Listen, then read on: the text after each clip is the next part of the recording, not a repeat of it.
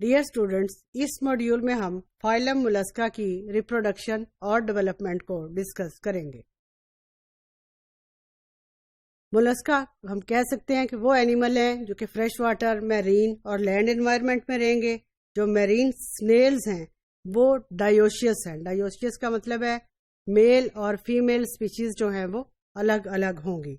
گونیڈز جو ہیں they usually لائی ان دی اسپائرلز آف دی ویزرل ماس، اور گونیڈ سے ڈکٹس ارائز ہوں گی۔ یہ ڈکٹس جو ہیں جو گیمیٹس پروڈیوس ہوں گے، ان کو آؤٹ سائڈ دا باڈی لے جائیں گی with the current of water, اور وہاں پہ جو پروسیس ہوگی فرٹیلائزیشن کا، that is called external fertilisation. اور فرٹیلائزیشن وہ fertilisation that takes place out side the body. کچھ ایسے سنیلز بھی ہیں جو کہ مونیشیس ہوں گے۔ مونیشیس کا مطلب ہے ایک ہی اسپیشیز کے اندر میل اور فیمیل ریپروڈکٹیو اسٹرکچرز موجود ہیں۔ اب جب ان کے اندر جو فرٹیلائزیشن کا پروسیس ہوگا اس کو ہم کہتے ہیں کراس فرٹیلائزیشن۔ اور جو میل اور فیمیل کی یونین کے لیے کپولیشن کا پروسیس ہوگا، اس میں یہ ہے کہ normally sperms of one species یا one animal they are normally transferred, or one snail may act as male and the other snail that may act as a female. اور اس میں باڈی وال اس کے فیمیل ریپروڈکٹیو ٹریکٹس جو ہیں اس کے ساتھ different types of glands موجود ہیں۔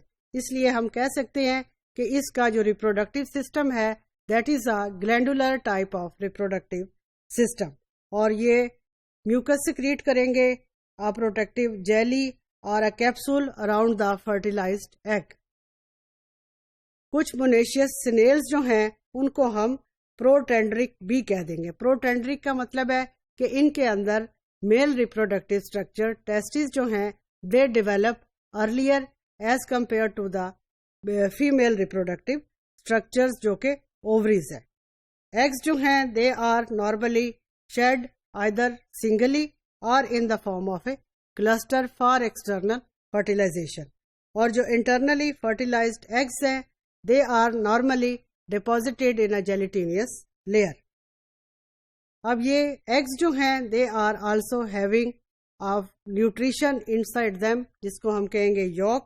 اب یہ yolk جو ہے terrestrial snails کی that is normally deposited in moist environment such as forest floor, leaf litter, اور ایک کلکیریس شیل جو ہے that is also having encapsulated forms. اب جو میرین گیسٹروپوڈز ہیں ان کے اندر جب ڈیولپمنٹ کا پروسیس ہوگا تو جو کلیویج ہوگی، cleavage is normally said to be spiral cleavage. Cleavage کے بعد اگلا جو لاروا بنے گا اس کو ہم کہتے ہیں ٹروکوفور لاروا۔ ٹروکوفور لاروا ول دین ڈیولپ انٹو اندر لارول اسٹیج جس کو ہم کہیں گے ویلی گر larva.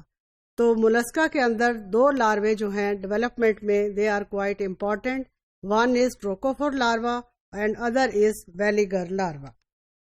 Some times trochophore larva جو ہے وہ سپریس ہو جائے گا اور ویلی گر لاروا جو ہے زیادہ پروڈیوس ہو جائے گا، ویل ڈیولپ ہو جائے گا۔ اس کنڈیشن میں اس کو ہم پرائمری لاروا بھی کہہ دیں گے۔ پھر اس کے اندر ٹورشن ہوگی۔ ٹورشن نارملی ویلیگر لارول سٹیج کے اندر ٹیکس پلیس ہوگی۔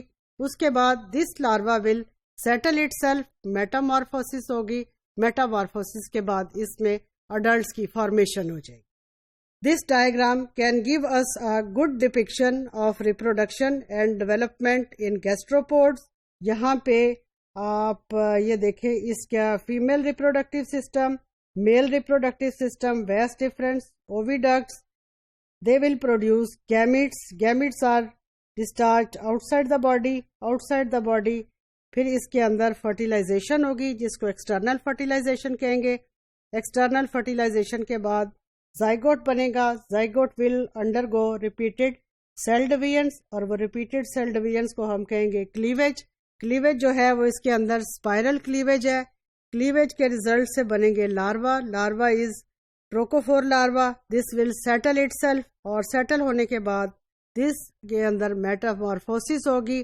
میٹامورفوسس کیا ہوگا کہ کچھ اس کے اندر لارول اسٹرکچر ڈیجنریٹ ہو جائیں گے، اور کچھ جو ہے they will be converted into an adult gastropod.